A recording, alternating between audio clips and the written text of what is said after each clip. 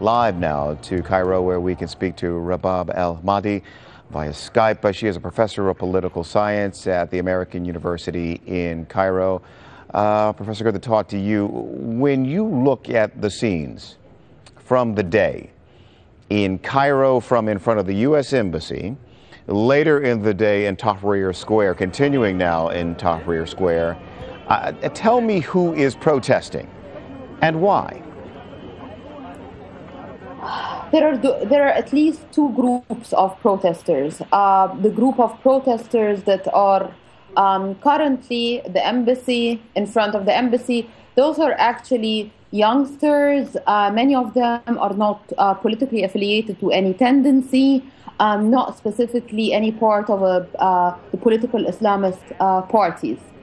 And then the protesters who were in Tahrir, those are predominantly political Islamist groups who have called for this demonstration, and it included mostly their membership along the lines of older middle-class Egyptians who were supporting the protests. Okay, let's talk about the first group then, the youngsters who you described as being kind of non-aligned. What are they doing? What are their grievances? Is it about this film, or is it more complicated than that? It's much more complicated than this. Actually, when you see the breadth of the demonstrations across the Arab world, and when you see that it's not only targeting American embassies, but the German embassy and whatnot, this is not particularly. The movie, the trailer, was just a stimulus. It's a trigger.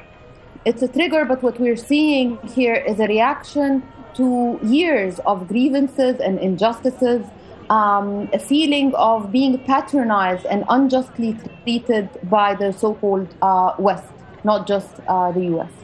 Well, aren't there also, but you can't unwind 30 years or more of policies you disagree with in a matter of days. So how do you see this playing out here?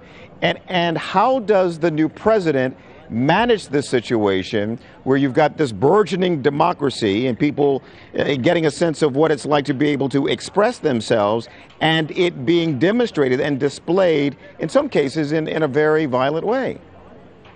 I think the president is caught between two kinds of pressure.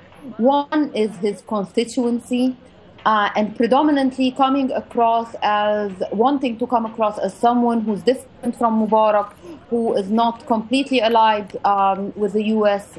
interests, an Islamist president who by default needs to be supportive of anything, of any protests against the trailer. And on the other hand, there is the pressure of his obligations as a president, international policy considerations, and whatnot. And between those two kinds of pressures, he's trying to strike a balance, whereby. Can I jump in for just a second here? You mentioned the trailer a couple times. Let me come back to a point on this.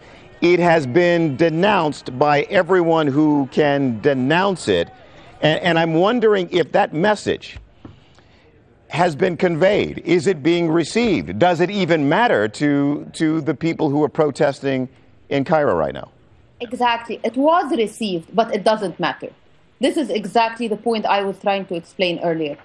Those people are not just protesting against the trailer. They're protesting against many injustices. The trailer is just a trigger. It's just a stimulus. And hence, despite the fact that many people do understand that it's not particularly an American movie, in a sense, and that everyone condemned that trailer. But yet, it was a justification for them to express their agony and their anger against U.S. and Western policies. Then, Rabab, there's not much the Americans can do. It's a difficult situation for everyone involved, and maybe this is just something that just has to sort of burn itself out as I look at these pictures, and hopefully no one else gets hurt. Rabab el-Mahdi is with us. She is a professor of political science at the American University in Cairo. Thank you for your time. Protest.